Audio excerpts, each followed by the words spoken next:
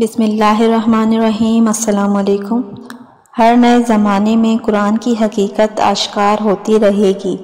حدیث کے بغیر قرآن کا سمجھنا ناممکن ہے۔ تقدیر پر ایمان رکھنا سب افکار و غموم کو دور کر دیتا ہے۔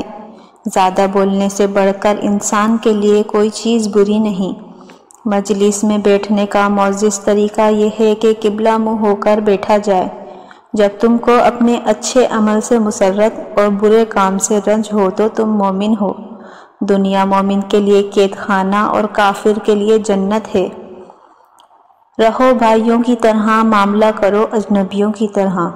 اے لوگو، اللہ سے ڈرو اور طلب رزق میں اعتدال سے کام لو۔ سفید کپڑے پہنو اس لیے کہ وہ زیادہ پاکیزہ اور اچھے ہوتے ہیں۔ آنکھ کی قدر نابینا سے اور آزادی کی قدر کسی غلام سے پوچھو۔ ماں کے پاس رہو کیونکہ جنت اس کے پاؤں تلے ہے۔ اخلاص کے بغیر بڑے سے بڑا عمل بھی بیکار ہے۔ تقوی کے بعد مومن کے لیے کوئی چیز نیک بیوی سے بہتر نہیں۔ لوگوں کے ساتھ برا گمان کرنے سے بچو۔ شرک کے بعد سب سے بڑا گناہ والدین کی نافرمانی ہے۔ موت سے محبت کرو گے تو زندگی عطا کی جائے گی۔ بوڑھے کا مشورہ جوان کی طاقت بازو سے زیادہ ہے۔ انسان کا شرف صورت سے نہیں سیرت سے ہے۔ گناہ سے توبہ واجب مگر گناہ سے بچنا واجب تر ہے۔ راز پوشیدہ رکھنا اپنی عزت بچانا ہے۔ سادگی ایمان کی علامت ہے۔ انسان کی قدر و منزلت علم کے اعتبار سے ہے۔ دنیا کی محبت تمام برائیوں کی جڑ ہے۔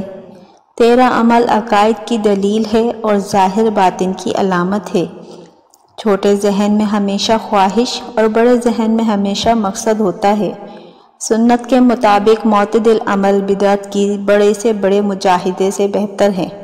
آخرت میں نامہ اعمال کے ترازو میں اچھے اخلاق سب سے زیادہ وزنی ہوں گے۔ بیوی کی جھوٹی تعریف کرنا جھوٹ نہیں۔ لڑنے جھگڑنے والا آدمی اللہ تعالیٰ کو سب سے زیادہ ناپسند ہے۔ جو تجھے تیرے عیب سے آگاہ کرے وہ تیرا مخلص دوست ہے۔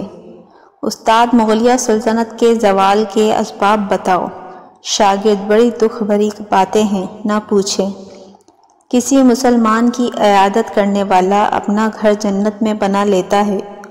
گلے اور شکوے سے اپنی زبان بند رکھو، راحت نصیب ہوگی۔ خطرات و مشکلات کا اطمینان سے مقابلہ کرنا مردانگی ہے۔